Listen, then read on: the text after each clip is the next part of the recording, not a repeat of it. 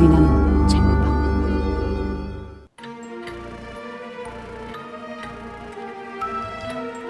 안녕하세요. 소리나는 책방 배 작가입니다. 우리 소리님들 지난 2주 동안 잘 지내셨죠? 설 연휴가 있었어요. 그죠? 저는 이제 명절을 보내고 JT 작가님하고 여행을 다녀왔습니다. 네. 촬영 여행 짧게 3박 4일 다녀왔고요. 요번에는 대만, 타이완으로 다녀왔어요. 대만 타이페이 지역 쪽을 다니면서 사진을 많이 찍고 영상도 좀 찍고 그리고 휴식도 취하고 새로운 그 모티브도 좀 얻고 아주 좋은 여행이었던 것 같아요. 네. 저는 좀 길게 갔었는데 이번에 짧게 갔는데 짧게 가는 것도 괜찮더라고요. 네. 설 연휴가 끝나자마자 출국을 해서 어제 돌아왔고요. 네. 건강하고 또 재밌게 또 맛있는 것도 많이 먹으면서 잘 지내다 왔습니다. 네. 글 쓰는 데서 조금 해방이 돼서 좀 머리도 식히고 그리고 또 새로운 작품 구상 이런 것들을 하는 좋은 시간이에요. 그래서 채널 정보 페이지에 제 인스타 계정을 적어 놓거든요. 네, 그걸로 들어가서 보시면 배 작가가 여행 갔을 때 어떤 음식을 먹었는지 알 수 있습니다. 네. 자, 그러면 일단 또 첫 번째 이야기하고 오늘의 첫 번째 이야기는 기묘한 이야기입니다. 준호는 번화가에 자주 나가서 쇼핑을 합니다. 그는 화려한 백화점이나 명품샵보다는 골목에 있는 작은 가게들을 좋아했는데요. 최근에 좀 이해가 안 되는 가게를 발견했습니다. 그냥 평범한 액세서리를 파는 가게였는데요. 그곳에만 가면 자꾸 마음에도 없던 물건을 사게 되는 것이었습니다. 필요한 물건도 아니고 그렇다고 예쁜 물건도 아닌데 자꾸 사고 싶어지는 게 신기했습니다. 다른 사람들도 준호와 마찬가지인지 그 가게는 늘 사람들로 북적거렸습니다. 반면에 그 가게 맞은편에 비슷한 가게는 늘 손님이 없었습니다. 똑같은 액세서리를 판매하고 종류도 다양하고 심지어는 가격도 준호가 가는 가게보다 더 저렴한데 그 맞은편 가게에는 손님이 없었습니다. 그렇다고 준호가 가는 가게가 더 친절하거나 외모가 뛰어난 사장님이나 판매원이 있는 것도 아니었습니다. 화술이 좋은 것도 아니었죠. 준호는 너무나 궁금했습니다. 왜 자신이 이 가게에 끌리는지, 그리고 다른 사람들은 왜 이 가게에 끌리는지. 준호는 호기심을 해결하기 위해 액세서리에 관심 있는 친구 둘을 데려와 두 가게 사이에 세웠습니다. 어느 가게에 들어가고 싶냐고 물으니 준호의 친구 둘은 모두 준호가 가는 가게를 선택했습니다. 그리고 친구들은 준호와 마찬가지로 그 가게에 가서 물건을 샀습니다. 준호는 이번에는 반대편 가게에 친구들을 데리고 갔습니다. 그런데 반대편 가게에서는 친구들의 반응이 굉장히 심드렁했습니다. 준호로서는 알 수 없는 일이었죠. 준호는 사람들이 말하는 풍수지리 같은 것과 관련이 있을지도 모른다고 생각하고 호기심을 애써 지워야만 했습니다. 그리고 한 달 정도 흐른 후 준호는 우연히 이제는 단골이 된 그 가게의 비밀을 알게 되었습니다. 그 가게를 데려갔던 친구 하나가 사업하시는 친척 아저씨를 통해 알게 된 사실이었는데요. 친구의 친척은 우연히도 액세서리 도매 사업을 하는 사람이라 준호의 단골집에 대해 잘 알고 있었습니다. 친구가 전한 말에 의하면 그 가게에는 10여 년 전에 굉장히 판매를 잘하는 판매 직원이 있었다고 했습니다. 성격도 좋고 친절해서 사람들이 무척 좋아했고 그래서 물건 판매도 매우 잘 되었다고 했습니다. 그런데 그 판매원이 퇴근을 하다 바로 가게 앞에서 사고로 죽었다고 했습니다. 골목을 빠르게 달려오는 오토바이에 부딪혔는데 운이 나쁘게도 머리가 땅에 부딪혀 그 자리에서 숨을 거두었다고 합니다. 그 후로 가게가 안 될 줄 알았는데 오히려 그 가게가 잘 되어서 사람들은 그 가게에 그 친절했던 판매원의 영혼이 깃든 것이라고 믿었다고 합니다. 결국 귀신이 사람들을 그 가게로 이끈다는 이야기였죠. 준호는 믿기 힘든 이야기라고 생각했지만 그 후에 가게에서 귀신을 봤다는 사람들을 접하면서 점점 그 이야기를 믿게 되었습니다. 준호는 오늘도 그 액세서리 가게에 갑니다. 벌써 많은 물건들을 샀지만 자꾸만 사고 싶어집니다. 어쩌면 자신의 뒤에서 판매원 귀신이 자신의 손을 조종하고 있는지도 모른다고 생각했지만 이상하게 무섭지는 않았습니다. 그저 그 집에서 물건을 사는 게 즐거울 뿐이었죠. 오늘의 첫 번째 이야기, 기묘한 이야기였습니다. 자, 이렇게 해서 오늘의 첫 번째 이야기를 진행을 했고요. 네, 또 화요일 오전 10시 45분에 탐정 안강산 업로드 되니까요. 많이 봐주셨으면 감사하겠습니다. 두 번째 이야기, 기묘하면서도 무서운 이야기입니다. 정현의 버스에는 오늘도 많은 손님이 들어찼습니다. 정현은 이제 막 50대에 접어든 관광버스 기사로 인상이 좋고 친절해서 좋은 평가를 받는 기사였습니다. 그는 오늘도 여행에 들뜬 사람들을 모시고 관광지를 돌아다녔습니다. 늘 손님의 안전에 신경을 써야 했기에 힘이 들었지만 그래도 손님들이 안전하고 행복한 여행을 하면 그는 그곳으로 만족하고 행복해했습니다. 그런데 오늘따라 조금 눈에 띄는 손님이 그의 차에 올라탔습니다. 무당인가? 무복을 입고 빨간 입술을 하고 머리를 쪽지어 뒤로 넘긴 것이 영락없는 무당이었습니다. 그것도 기가 무척이나 세 보이는 무당이었죠. 일행도 없어 보이는데 혼자 여행 오신 건가? 정현은 버스를 출발시키면서도 자신의 바로 뒤에 앉은 무당의 모습을 룸미러로 힐끗거렸습니다. 무당은 아무 미동도 없이 조용히 눈을 감고 앉아 있었죠. 평온해 보였지만 뭔가 큰일을 벌이기 전에 마음을 다잡는 듯한 느낌이어서 정현은 자신도 모르게 긴장이 되었습니다. 정현의 버스는 어느새 사람들이 가장 좋아하는 하늘산으로 올라가 그곳에 있는 사자바위 근처에 사람들을 내려놓았습니다. 가이드와 사람들이 사자바위를 돌고 다시 버스 안으로 돌아왔습니다. 무당은 맨 마지막으로 버스 위로 올라왔습니다. 그런데 무당은 정현 옆에 서서 움직이지 않고 우뚝 서 있었습니다. 아니, 왜 안 들어가고 저렇게 서 있지? 정현이 눈치를 주었지만 무당은 미동도 하지 않았습니다. 버스를 출발시켰기에 정현은 무당에게 자리로 돌아가 줄 것을 정중하게 요구했습니다. 하지만 무당은 돌아가지 않고 엉뚱한 말을 하기 시작했습니다. 여러분들 여행 즐거우셨습니까? 이제 모두 하늘 여행을 할 차례입니다. 정현은 무당이 미친 여자임에 틀림없다고 생각하고 자리에서 벌떡 일어났습니다. 여기서 이러시면 차를 출발시킬 수 없습니다. 가이드도 정현을 도와 그녀를 자리에 앉히려다가 슥 무당의 얼굴을 보더니 고개를 갸웃했습니다. 어? 이 손님 우리 손님이 아닌데? 가이드의 말에 무당은 깔깔깔 웃어제치고는 답답하다는 듯 말했습니다. 아직도 모르시겠습니까? 당신들은 이미 1년 전에 사고로 죽은 사람들입니다. 여기 계신 버스 기사님도 가이드님도 손님 여러분들도 여러분들이 탔던 버스가 중앙선을 넘은 과속 트럭과 부딪혀 하늘산 아래 천길 절벽 아래로 떨어졌습니다. 이제 제가 그 현실을 보여드리죠. 말을 마친 무당은 방울을 들고 알아들을 수 없는 주문을 외웠습니다. 그러자 갑자기 정현과 손님들의 눈에 자신들의 진짜 모습이 들어왔습니다. 모두 만신창이가 된 몸으로 절벽 아래에 서 있는 것이 아닙니까? 저 멀리 구겨지다시피 부서진 버스도 보였습니다.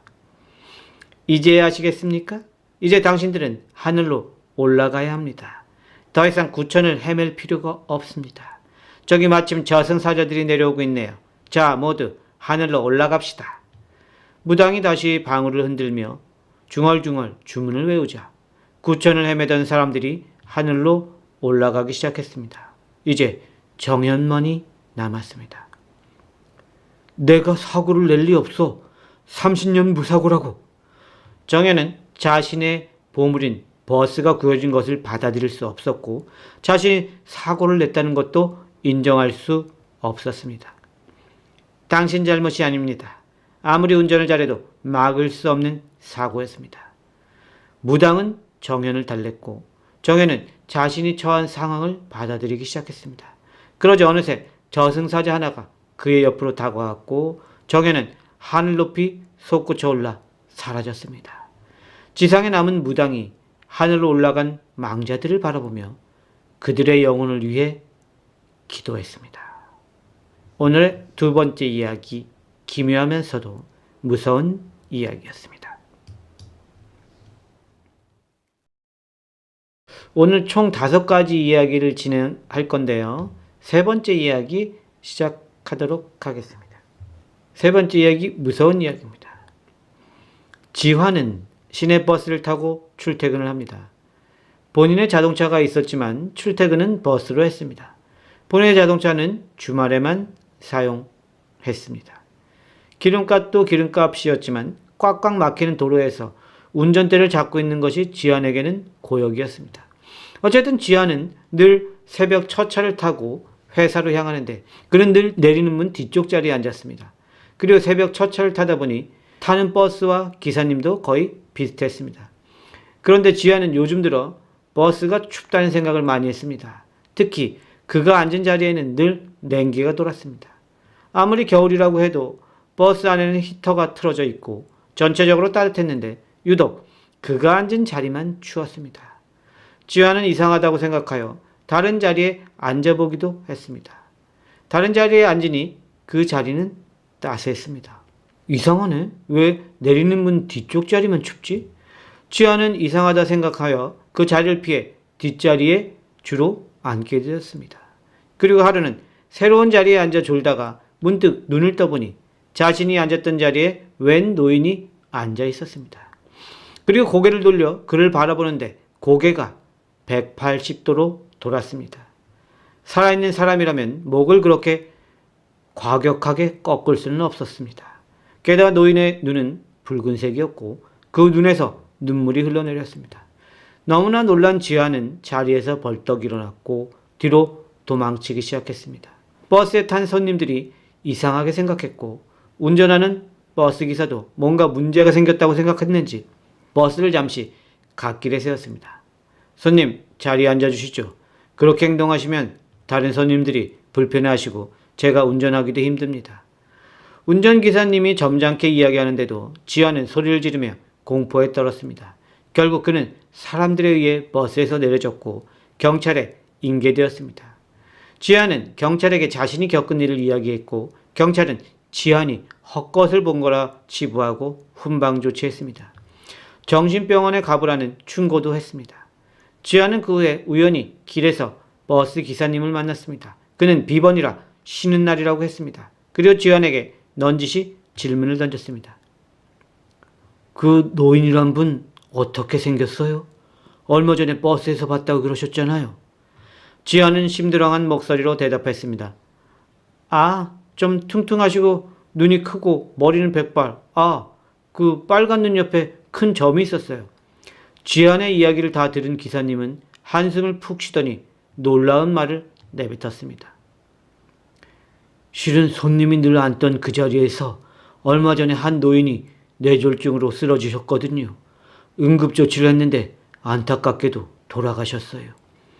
기사님의 이야기를 듣는 지안의 동공이 커졌습니다. 그리고 점점 기사가 말하는 노인이 자신이 버스에서 본 그 노인의 형상을 한 기이한 존재임을 알아차렸습니다. 기사님은 아무래도 지안이 그 돌아가신 노인의 모습을 본 것 같다고 말하고 가던 길을 가버렸습니다. 지안은 멍하니 그 자리에 서서 생각에 잠겼습니다. 그래서 그 자리가 그렇게 춥게 느껴진 것이었나? 귀신이 앉는 자리여서? 지안은 그 후로 다시는 그 버스를 탈 수 없었습니다. 그는 이제 지하철을 타고 출퇴근을 하게 되었습니다. 조금 더 시간이 걸리더라도 그것이 변했습니다. 오늘의 세 번째 이야기, 무서운 이야기였습니다. 자, 그러면 또 네 번째 이야기, 오늘의 네 번째 이야기는 기묘한 이야기입니다. 지난 여름에 여자친구와 캠핑을 하러 가다 겪은 일입니다. 주말이었고 오랜만에 날이 맑았습니다. 그전에는 꽤나 많은 비가 전국을 휩쓸었었습니다. 우리는 사람들이 많이 모일 것으로 예상되는 캠핑장보다는 한적한 곳을 찾았습니다. 그러다 보니 우리는 사람들이 잘 가지 않는 외진 지역으로 차를 운전해 갖고 산길을 달리기 시작했습니다. 그런데 산길을 달리다 문제가 생겼습니다. 자동차 앞유리에 까마귀 한 마리가 날아와 앉은 것이었습니다. 금방 날아가겠지 했지만 까마귀의 숫자는 점점 많아져서 우리는 앞으로 나아갈 수 없었습니다. 결국 우리는 차를 멈추고 뒷자리에 있던 우산으로 까마귀들을 몰아내기 시작했습니다. 하지만 까마귀들은 잠시 위로 날아올랐다가 다시 자동차 유리로 내려왔습니다. 우리는 그곳에서 10분 넘게 지체했고 까마귀들은 그제야 어디론가 날아가 버렸습니다. 아휴, 저 까마귀들 정말 짜증나네. 저는 까마귀들이 사라진 후에야 자동차에 올라 시동을 걸었습니다. 다시 자동차를 움직이려고 하는데 갑자기 앞에서 한 번도 듣지 못했던 굉음이 들렸습니다. 귀가 떨어져 나갈 것 같은 소리였습니다. 무언가가 절단나는 소리 같더니 점점 홍수가 나는 듯한 소리까지 들렸습니다. 놀란 우리는 자동차에서 내려 앞으로 가 상황을 살폈습니다. 어떻게 이런? 우리가 가려고 했던 길이 무너져 내리고 있었습니다. 나중에 안 사실이었지만 여름 내내 내린 비와 아래쪽에서 무분별하게 개발을 위해 땅을 파서 산이 무너져 내렸다고 했습니다. 너무나 놀란 우리는 차로 돌아와 후진으로 산을 내려오다 적당한 곳에서 차를 돌려 산을 빠져나갔습니다. 다행히 목숨을 건진 우리는 그제야 까마귀들의 존재가 떠올랐습니다. 설마 까마귀들이 어떤 의도로 우리 차에 가득 덮였었는지는 잘 모르겠지만 어쨌든 우리는 그 녀석들 덕분에 목숨을 구한 것이 틀림없었습니다. 만약 까마귀들이 우리 차를 막지 않았다면 아마도 우리는 산길을 계속 걸어갔을 것이고 토사에 휩쓸려 죽음을 면치 못했을 것이었습니다. 오늘의 네 번째 이야기, 기묘한 이야기였습니다. 아까도 말씀드렸지만 순수 창작의 뜻이 있으신 분들은 제 이메일로 글을 보내주시면 라이브에서 이렇게 들려드리거나 영상으로 만들어서 업로드하거나 뭐 이런 식으로 진행을 할 거니까요. 뜻이 있으신 분들은 보내주시면 좋겠습니다. 저작권 문제가 있기 때문에 꼭 순수 창작이어야 한다는 점 명심해 주시고요. 오늘의 마지막 이야기입니다. 기묘한 이야기고요. 멀쩡하던 남편의 귀에 문제가 생긴 건 3일 전 밤이었습니다. 주말을 맞아 치킨에 맥주를 마시며 같이 영화를 보는데 갑자기 남편이 귀를 잡고 옆으로 쓰러졌습니다. 왜 그래? 저는 너무나 놀라서 남편의 귀를 살폈지만 별 외상은 없어 보였습니다. 하지만 남편은 귀가 갑자기 안 들린다고 제게 말했습니다. 저는 남편을 택시에 태워 근처 병원 응급실로 갔습니다. 한참을 대기한 끝에 진찰을 받았는데 의사는 심드렁한 표정으로 아무 이상이 없다고 말했습니다. 남편은 정말 아무것도 안 들리는데 아무 이상도 없다 하니 황당할 뿐만 아니라 더욱 걱정이 되었습니다. 당신 회사 스트레스 때문에 그러는 거 아니야? 진급 때문에? 저는 남편에게 글자를 써서 물었고 남편은 고개를 돌렸습니다. 남편의 증상은 계속 나아지지 않았고 용하다는 무당에게 찾아가게 되었습니다. 무당은 남편을 쓱 보더니 고개를 절레절레 흔들었습니다. 저는 불안해졌죠. 왜 그러세요? 뭐가 문제인 건가요? 저의 질문에 무당은 눈을 부릅뜨고 남편을 노려봤습니다. 대개 남편한테 억울하게 죽은 귀신이 붙어 있어. 무당의 말에 의하면 그 귀신이 남편의 두 귀를 계속 막고 찌르고 있다고 했습니다. 무당은 한참 동안 남편에게 붙어 있다는 귀신과 대화를 나누었고 귀신이 왜 그런지를 알아냈습니다. 남편 회사에서 얼마 전에 사람이 하나 죽어나갔을 거야. 대개 남편이 과정인데 그 밑에 있던 사원인데 일이 너무 힘들다고 여러 번 업무량을 줄여달라고 요구했던 모양이야. 대개 남편은 묵살했고 그 사원은 어머니가 병이나 간병을 하면서 회사 생활을 해야 하니 당분간 정시 퇴근하겠다고 부탁했지만 대개 남편은 그 말조차도 무시했어. 결국 그 사원은 과로로 인해 죽음에 이르게 되었고 모든 것을 눈으로 본 듯한 무당의 말을 들은 저는 짚히는 게 있었습니다. 얼마 전에 사원 하나가 죽었다면서 상갓집에 간다고 했었는데 아마도 그때 죽은 언혼이 남편을 힘들게 하고 있는 거라고 생각했습니다. 무당과 제가 하는 얘기를 듣지 못하는 남편은 아무것도 모른 채 멀뚱거리며 앉아 있었습니다. 무당은 결국 굿을 제안했고 저는 그 말을 따를 수밖에 없었습니다. 무당이 굿을 하고 언혼을 달래니 정말 안 들렸던 남편의 귀가 탁 트였습니다. 제가 그동안 있었던 일들을 남편에게 상세히 설명하니 남편의 표정이 굳어졌습니다. 큰 충격을 받은 모양이었습니다. 남편은 그 후로 다른 사람이 되어 직원들의 이야기를 잘 들어주는 상사가 되었지만 자꾸 과로로 죽은 그 직원이 떠오른다며 회사를 그만두고 지금은 사업 준비를 하고 있습니다. 오늘의 마지막 이야기, 기묘한 이야기였습니다. 이렇게 해서 또 오늘 마지막 이야기까지 했고요. 또 2주 후에 금요일 밤 9시에 진행을 하도록 하겠습니다. 오늘 소리나는 책방 라이브 참여해주신 모든 분들 감사하고요. 여러분들이 있어 소책방이 있고 배작가가 있습니다. 늘 감사한 마음이라는 말씀 다시 한번 올리고요. 바이바이.